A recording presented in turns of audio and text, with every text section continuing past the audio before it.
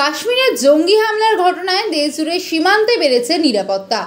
তৎপর রয়েছে সীমান্ত রক্ষা বাহিনী, বাড়ানো হয়েছে সেনার সংখ্যাও। বাংলার স্বাদে বাঙালির সেবায় মা বাসন্তী হোটেল অ্যান্ড রেস্টুরেন্ট, ঠিকানা পোক্তাপুল, নারায়ণগড়, পশ্চিম মেদিনীপুর। আমাদের এখানে সকাল, বিকাল, দুপুর এবং রাত্রিকালীন আহারের সুব্যবস্থা রয়েছে।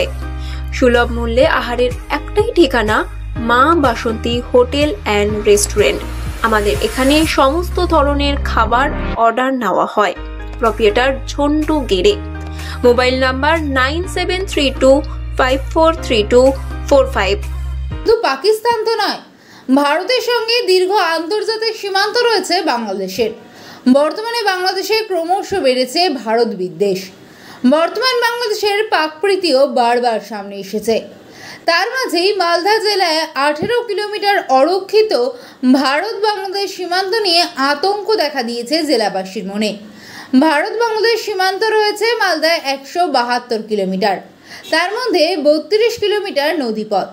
সেখানে 18 কিলোমিটার সীমান্তে নেই কোনো কাঁটাতার। ওই অংশে জলপথ দিয়ে অনুপ্রবেশের ঘটনা ঘটে, চলে গরু পাচার। এমন অভিযোগ এর আগেও উঠেছে। কিন্তু বর্তমানে জেলার মানুষের আশঙ্কা, অরক্ষিত জায়গা দিয়ে বাংলাদেশের সহায়তায় পাকিস্তানের বিভিন্ন জঙ্গি সংগঠন মালদা হয়ে ভারতে ঢুকে নাশকতা চালাতে পারে। সীমান্ত এলাকায় মোতায়েন রয়েছে অতিরিক্ত বিএসএফ, জারি করা হয়েছে হাই অ্যালার্ট, বেড়েছে নজরদারিও। আমরা তো প্রচণ্ড আতঙ্কে আছি। প্রথমত কেননা আমাদের পার্শ্ববর্তী মধুপুর বর্ডার, এখান দিয়ে এমনিতেই কাঁটাতার, অনেক জায়গায় কাঁটাতার নেই। এমনিতে গরু পাচার থেকে আরম্ভ করে আদার্স সব কিছু পাচার হয় বিএসএফের মদতে।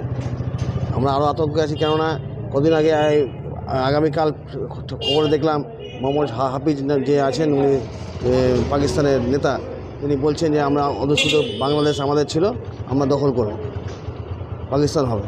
তাতে আমরা আতঙ্কে আছি। যেভাবে কাশ্মীরকে আমাদের সাধারণ পর্যটকরা যেভাবে আক্রান্ত হলো, আমরা আতঙ্কিত। আমরা পার্শ্ববর্তী আমাদের বাংলাদেশ বর্ডার, আমরা সীমান্তবর্তী এলাকায় বসবাস করি, আমরা আতঙ্কে আছি। অনুপ্রবেশ কি করতে পারে জঙ্গি? ভরসা নাই। পয়সার বিনিময়ে এখন বিএসএফরা পয়সা খেয়ে অনেক কিছুই করছে। আমরা এখন খুব আতঙ্কের মধ্যেই আছি। এটা নজর দেওয়া উচিত এবং বিএসএফকে ভালোভাবে নজর দেওয়া উচিত এই ব্যাপারটা। আমরা তো যথেষ্ট আতঙ্কে আছি, কারণ কয়েকদিন আগে একটা বর্ডারে একটা বড় দুর্ঘটনা ঘটলো, জঙ্গি আক্রমণ। এতজন মানুষ মারা গেল। আর আমরা বিশেষ করে পশ্চিমবঙ্গের মানুষ, মালদা জেলার মানুষ, আমরা একদম বাংলাদেশ বর্ডার সংলগ্ন আছি এবং পাকিস্তান বাংলাদেশের করিডর ব্যবহার করার সম্ভাবনা প্রবল। চীনও তাকে সমর্থন করছে। সেই ক্ষেত্রে আমরা যারা মালদার মানুষ, আমরা কিন্তু প্রচণ্ড আতঙ্কে আছি। কেন, বাংলাদেশ সংলগ্ন হচ্ছে আমাদের জেলা। আমাদের জেলা থেকে বাংলাদেশ এত কাছে যে বাংলাদেশের যদি স্পেসটা ব্যবহার করে, তাহলে এখানে আমরা মালদার মানুষ আমরা খুবই আতঙ্কে থাকব এবং খুব বিপদের সম্ভাবনা থাকবে। ওখানেও তো সমস্ত ইন্টেলিজেন্স ফেল করেছে কাশ্মীরের, এবং ওখানেও তো এত সেনা, তারপরেও তো যেভাবে 26 জন মারা গেল, তাতে শুধুমাত্র বিএসএফের দ্বারা না, এখান থেকে বাংলাদেশ থেকে জঙ্গি আমাদের এখানে একটা প্রবেশ করার সম্ভাবনা প্রবল থেকেই যায়। কেন, জঙ্গিদের তো কোনো রকম হয় না, তারা যে কোনো উপায়ে তারা প্রবেশ করে। সেক্ষেত্রে আমরা মালদার মানুষ, আমরা খুবই দুশ্চিন্তার মধ্যে আছি যে আগামী দিনে এই ধরনের নাশকতা হলে আমাদের জেলার মানুষের পক্ষে খুব বিপদ হবে।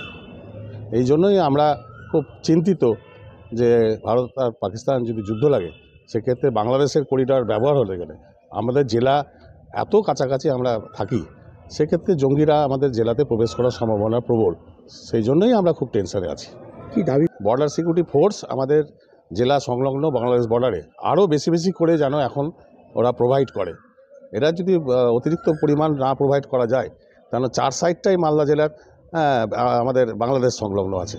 অতএব সেই ক্ষেত্রে আমাদের এদিকে মোহদীপুর সংলগ্ন, ওদিকে পাকুয়া, বামনগোলা, ওই লাইনটাতে, এই দুটো সাইডে আমরা পুরোপুরি একদম ওরা ঢুকে যাওয়ার সম্ভাবনা আছে। সেক্ষেত্রে যদি বর্ডার সিকিউরিটি ফোর্স এবং আরও আদার্স যেগুলো সেন্ট্রাল গভর্নমেন্টের ফোর্স আছে, সেগুলো যদি আরও বেশি বেশি করে প্রোভাইড করে, তাহলেই একমাত্র আমরা নিশ্চিত মনে থাকতে পারবো। না হলে বিপদ আসার সম্ভাবনা প্রবল আছে।